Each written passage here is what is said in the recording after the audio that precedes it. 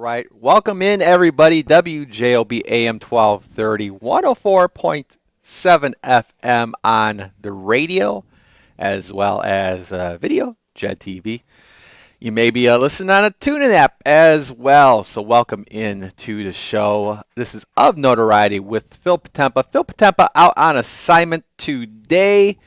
But never fear, I am here, Tony Panek, along with Luke Miller co-hosting, and a great guest we'll get to in just a second. But this is the podcast broadcast equivalent of all the stories you see in the Post-Tribune, possibly there, Chicago Tribune, as well as, on the internets as well, the viral Post-Tribune and Chicago Tribune. But we can't thank enough our sponsors, the generous underwriting of People's Bank right across the lot here, and all the People's Banks around the area. And throughout the years, you had the Indian Arts Commission, Legacy Foundation, so we thank them for their support of this program, and viewers like you. As I mentioned, Luke Miller. Luke, how you doing today? I'm doing good. Doing good. Excited to be here. Are you in the spooky spirit here? Just getting into it, with the fall temps starting to roll on in, starting to get in the mood. They're rolling on in. Now, if you're watching on, if the camera's tuned on, you can see the set is a little spooky. We got some pumpkins here. Let me move the pumpkins over there. We got a little spooky skull head.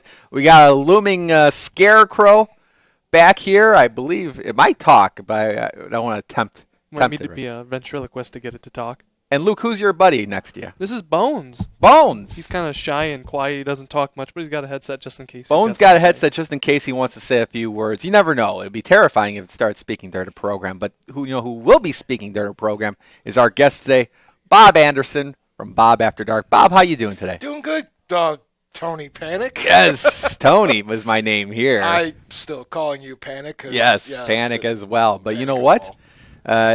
Bob, of course, longtime host of Bob After Dark. Yes. I was looking at this, Bob. In October marks your 7-year anniversary, WJOB. WJOB, yes. And then we became a podcast 5 years ago. Let's talk about Bob After Dark. What is Bob After Dark all about? So we're a weekly show where we talk about legends, lore, and supernatural things that go bump in the night, lights in the sky, and weird cryptid stories. We're like those guys you see on TV, except we have a sense of humor about what we talk about because sometimes you just have to laugh at the absurdity of the paranormal. So that's I'm usually here Tuesday nights at 9 p.m., but I'm here Tuesday at 10 a.m., and boy, I'm confused. Well, you can normally catch it on Tuesdays at 9 p.m., providing there's no sports ball going on or whatnot, sports games. But 9 p.m. on Tuesdays, WJLB, and as well as all the podcast formats out there. Wherever you listen to great podcasts at, you'll find Bob After Dark as well. Apple, Spotify, Hulu. YouTube, okay, as well. Okay. At the Bob After Dark. At Bob After Dark. Now, that's Bob After Dark. Luke, you tune in Bob After Dark. Yeah, tuned in before, especially the show that had a couple professors that I had on there with the vampires. The vampire lore episode. That was a good one. Those guys were awesome. When we were in college, they didn't offer vampire courses. I would have been the first one to sign up for a vampire course if we would have had it back when I was in college. Maybe we go back to school like Rodney Dangerfield or something like that and take a course on vampires. I know a little something about vampires. You have somebody on the show that's your producer. Kind of looks like me, but I think it's a distant relative from ancient years. They say he's the heartthrob of my show. I guess so. The Justin Timberlake or the Jonathan Taylor Thomas. Jonathan Taylor Thomas. That's probably the first time Jonathan Taylor Thomas has been referenced on WJOB, but we'll take it here. Now, Luke, what's your experience with the paranormal? Have you ever had any ghostly encounters? But you know what? No. Only in that I don't believe in the paranormal. Oh, he's a skeptic. I'm a very fierce skeptic. I've never had any beliefs. My parents like to tell me, there's ghosts, it's haunted, but I don't believe in any of that. I always think that if I don't understand the scientific reason, then there is one out there that I just don't know about yet. How do you explain that, Bob? That he's a skeptic? Yes. I don't know, man. You have three types of people in the world when it comes to the paranormal, right? You have your team skeptic people, or as I like to call it, the unfiltered skeptic, the unfiltered type. Yeah. They don't believe in anything regardless of what I try to prove. Then you have your believers, which believe in things. And then you have your middle-of-the-road people where they believe what they could see and they want to believe, but they aren't there yet. Or maybe they've seen evidence that they can't explain, and that's where they're at.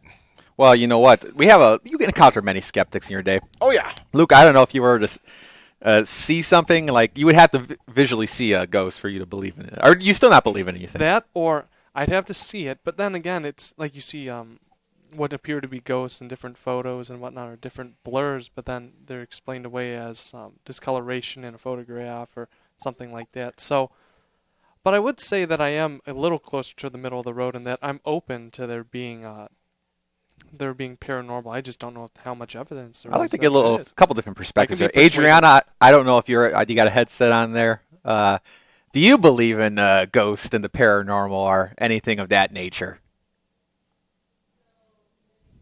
Oh, she's turning herself on. There we go. There we go. Ghosts? So ghost paranormal activity, I do believe that they are among us. Okay. And as well as I know that throughout my my family and through the different stories and lore that you hear growing up in Hispanic heritage, we are aware of La Llorona. La Llorona. And Yes. that was a way to make sure that children behave, was that if you don't behave, she's going to come and eat you.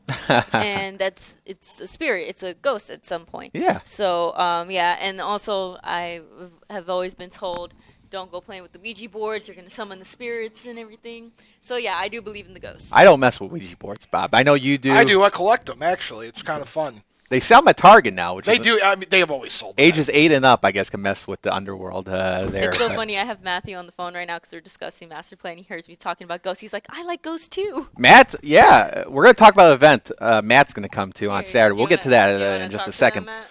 But Do Bob, you believe in Yes. ghosts? I think your mic is still on there, I Oh, think. there we go, yep. You're good. Bob, what got you into the paranormal? So when I was a kid, there were two shows on TV that I credit towards everything that what I'm into now. The first being Unsolved Mysteries. Do you remember that one hosted Yeah. by Robert Stack? It had that theme song that ruined a bunch of Gen X kids and early millennial kids. You had like a catchphrase too, like. And you too could help solve a mystery. Yeah. But so it was a true crime show for those that maybe never seen it and lived under a rock in the early 90s, late 80s. It was a show with this guy. He hosted Unsolved Mysteries, which was like true crime stuff, and they would do reenactments of the true crime. But occasionally, if you were lucky, they had a segment on called The Unexplained, which they talked about cryptids, aliens, and ghost stories. And the one episode that always stands out to me because I grew up here is the Resurrection Mary episode where they had Richard Crowe on. Big one, yeah. Yeah, that's the ghost story. Whenever I travel to a convention or whatever to do something for Bob After Dark, there's always, never fails when somebody finds out I'm from Chicagoland and they'll say, oh, Resurrection Mary. And I'll be like, oh, yeah, so that's our big story. There was another show on, which I just rediscovered, and it does not hold up as well as I remember it. But there's a show called Scariest Places on Earth. With, Oh, yeah. That was a hosted big by one, Linda yeah. Blair. Yeah. And narrated by the psychic from Poltergeist. That was huge because that was like before all those ghost It was investigations. like one of the first Yeah. ghost shows. I mean, Leonard Nimoy hosted one. I never watched it because it wasn't around when I was a kid, or I don't remember it being on TV, but I've seen segments. But there wasn't a lot of like those strap a camera on somebody and send them into a haunted location. At least here in America. In England, BBC, there were a couple paranormal like programs out there. But not much here. But Scariest Places on Earth was revolutionary in this fact that let's slap some cameras on this person. I'm going to send them into Dracula's castle. Yeah, And Dracula's that's castle is where they went. Yeah. They went to a couple places. They went to like Chillingham Castle. They went, but like later on, the one I remember is they went to Dracula's castle. And they never found Dracula though. No, I think he's been gone for quite some time. Luke, would you want to take a ghost tour? That would be wonderful. I think that would, well, turns out that we might even have an opportunity like that here soon. But no, I think that would be interesting, if not even finding ghosts, just to be in that odd atmosphere. I And think it a seems lot of people get bummed out though when they go on ghost tours and they don't witness anything. Like you're not always going to see a ghost, right, Bob? No, not always. Rarely. There's times when I could stand around for hours in an abandoned building and get nothing. Nothing. But you got to take the good with the bad. Now around here, you mentioned Resurrection Mary. You know, you have the Klein Avenue. It's always a woman in white. They're never Klein wearing green. Avenue lady's a lady in blue, actually. Lady in blue. She's a lady in blue. Very rare lady in blue. But even around here locally, I mean, we have the Crown Point jail cell. They say the ghost of not exactly the ghost of John Dillinger. That's where John Dillinger stayed, but Briefly. briefly. But that place is haunted, though. Yeah, we've the been there Crown Point many Jail, times. the old WJOB studio. Sandy does a great job at the Crown Point Jail cell. We went into the old WJOB studio with Pete Greist and his team. Northwest Indiana Paranormal, yeah. That was very active. That was a very active location. Yeah. I had my best evidence I've ever gotten ever at an investigation at the old WJOB studios. Makes you want to go in there, doesn't it, Luke? I'll take a look. We'll see what happens. He's not believing until he sees something. What if it's like running water, like the water turns on? Do you? There's a pipe that's just leaking. I don't know. Door closing? Nobody there? Someone turned it on, ran away. I don't know. I don't know. Something cold. Some things you can't explain. Also, the big one growing up when I was a kid here in the region was Reeder Road. Yeah, Griffith. Man, there are so many bizarre local tales about that place. My favorite was the preacher who locked his congregation in the church and then lit it on fire. Not a good preacher at all. There's no actual historical record of a preacher lighting, but that's one of the stories. I went out there as a kid, and it was a lot scarier than going out there now as an adult. They've definitely changed that place, like the Griffith area. They paved. It's like a it's bike like a bike path. path now. Chuck somewhere just cringed. That's even scarier to Chuck than the actual Reeder Road when it was just a road. But back then they had enforcement because Halloween time. That's when everybody wants to get spooked, so they go out into these destinations and try to get spooked. But sometimes it happens, sometimes it doesn't. But even around here, you mentioned Richard Crowe, which is a famed Chicagoland ghost investigator. He was the paranormal investigator of Chicago, and then when he passed, you got other people now. We do it, and Jack Chavez, who's going to be our guest tonight, Pete Greist. Yeah. You have all these people now, but back then, Richard Crowe was the guy. He even used to come here on WJOB many moons ago. Yeah, and I took his bus tour once towards the end of his life with my parents and my sister, and it was a great time. We went to a few hot spots, as well as we ate at the Portillo's. Yeah, you told me. I love that story. Yeah. I love how I've never had a Richard Crowe encounter. I never met the guy. I never was on one of his tours, but my half-witted producer, who, by the way, you look like. I didn't wear the cape. I didn't have the cape back, but it was a good time, and that's what you need nowadays. You need people going out there and keeping that history alive. Absolutely. There's two aspects to the paranormal that people find fascinating, or there's many aspects, I should say, but the two big ones are both obviously just the paranormal side of things, but a lot of people that get into the paranormal are also history people. Yeah. They like the history of the location. They like the story behind it. Whether or not there's an actual ghost is just kind of icing on the cake, just to be able to go and explore an old building, house, whatever. And Luke, I know you were eyeing these contraptions on the desk here. Yeah, what exactly do we have here? You take these on investigations? I do. So I thought I brought more investigative equipment, but I apparently only brought two things. I heard a few things in there, and they were fans in my suitcase. The first one we have here, this is a paranormal tripwire box or a movement sensor. You turn it on, there's a little sensor here in front. I don't know if you'll... So that's the noise that'll pick up on if something passes in front of the... So you're saying if you leave this box out in the open, nothing's there and something passes by it? If something passes by it and you hear it, you leave it alone in another room, and then you'll hear the music box go off. And then... How do you explain that, Luke? Gust of wind. I will tell you that out of most of my equipment, I can explain a lot with this thing here. I can't explain. I can explain what triggers this thing to go off sometimes. A mouse can easily run by at quick speed there. Yeah. Anything that could run fast across the chipmunk, possum, anything in a old house that could tripwire it up. But that's the purple box right here that you see if you're watching on the screen there. Oh, it's still going off. See, I waved it, so there you go. Now, what is this? This is your classic spirit box. If you ever watched it on the TV, this one's called the SB11, the Spirit Box 11. For you the radio enthusiasts out there, essentially what this is a handheld radio that sweeps through unused radio frequencies at between 50 and 300 stations per second. And this will sweep through. I'll turn it on. It's going to be a little loud, but we'll give it a shot anyway. So this makes frequency noises, basically. It does, and so... Maybe it needs batteries. Oh, there it works. I just need to get to that point. There we go. Look, so it's like a lot of buttons on there, too. Staticky radio. So this one... So right now, this is sweeping at 250. Don't adjust your radios. 250 signals per second. And the idea is if we get an actual, like, communication, like words coming through that makes sense, that, you know, it's the theory is that it could be a spirit talking through this. What's nifty about my SB11 here, it also has a ambient thermometer that when you turn it on, and if there's just a couple degrees spike in temperature, it'll start glowing and stuff too. Very cool. But that's just two of my equipments. You got Pete, who has a whole giant collection of tools. I have like a smaller one. Did something come through? I hear a little talking. How do you stop it? How do you stop it? I'll stop it. I'll turn it I on. don't want to contact the underworld right now. Thank you. The underworld. Wow. The afterlife. The afterlife. The afterlife. I got you. Oh, maybe some of it's the underworld there, but well, Bob, we have a big event coming up here on this Saturday. So when we're filming this live here on Tuesday, October the 14th, 15th.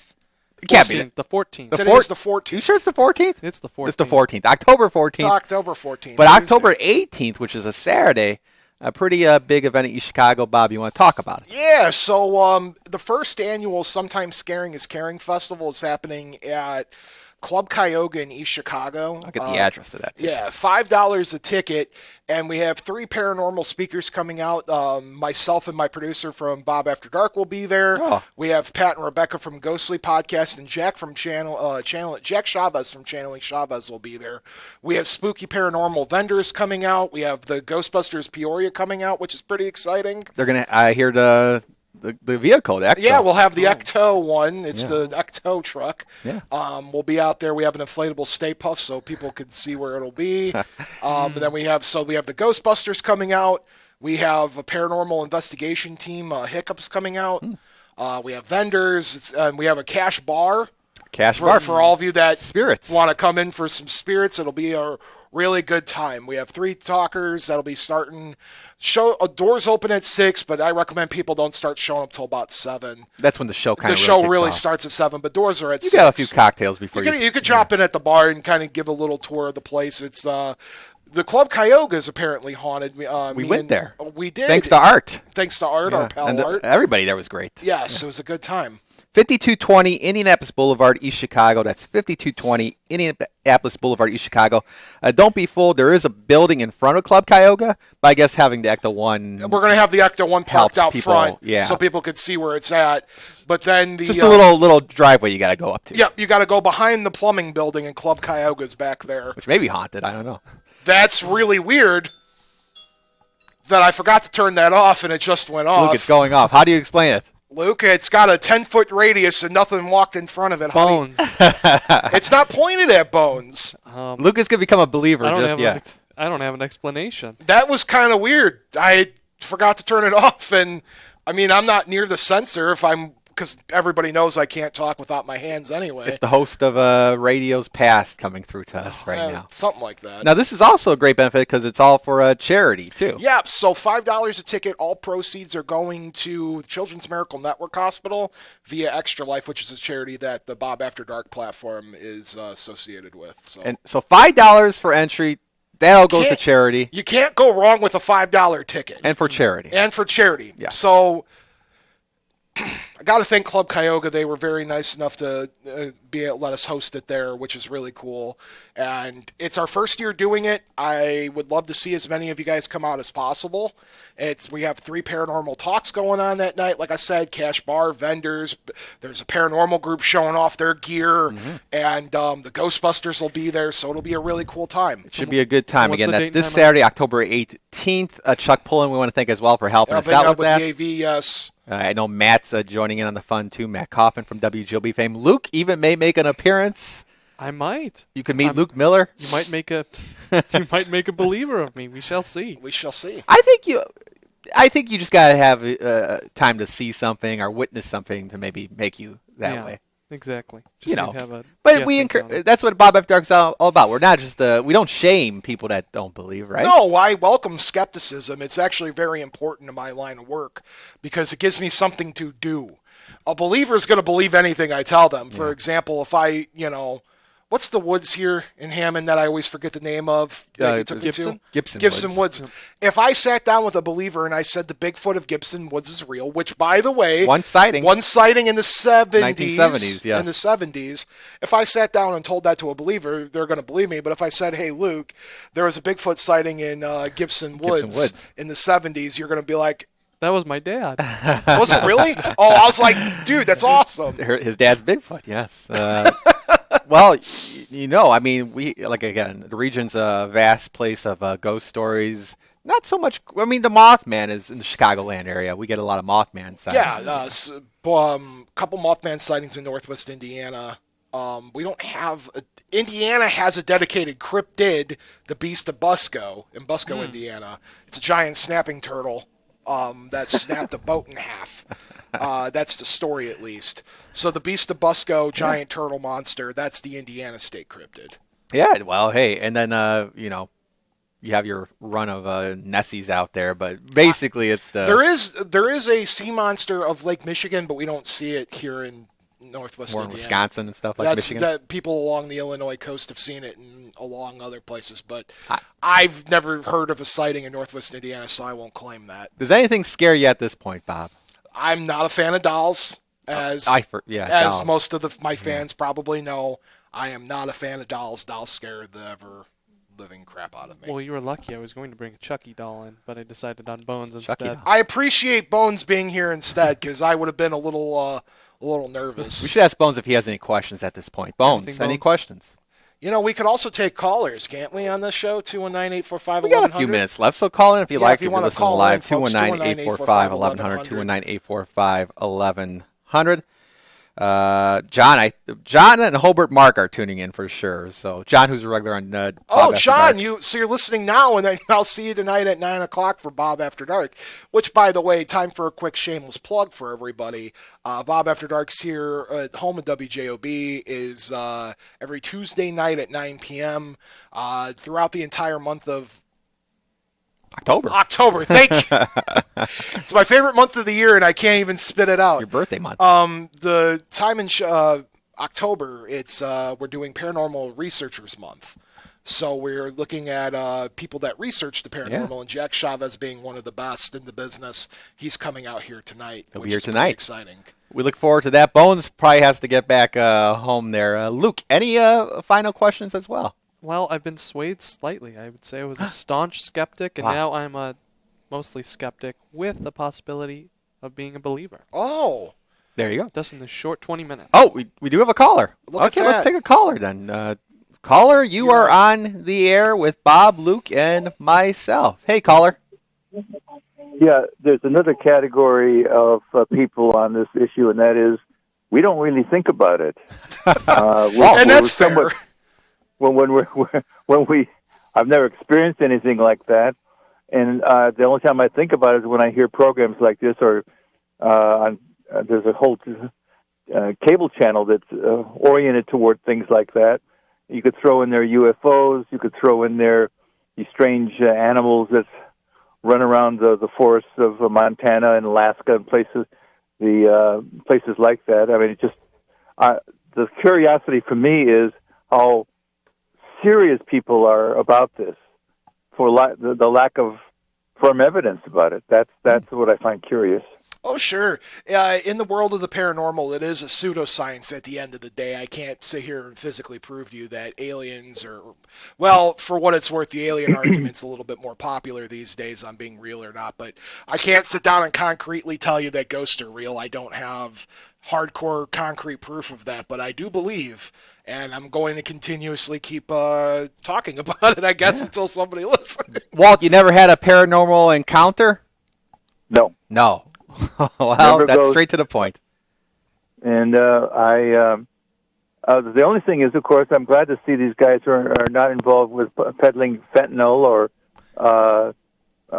molesting little boys and stealing hubcaps. I mean, that's the bad things you should stay away from. Walt. But yeah, these are much more respectable beings, and you never stole a hubcap, right? No, I can honestly say I never stole the hubcap. There you go. Walt, appreciate your phone call. We do got one more behind you. Appreciate it, Walt. Caller, you're on the air.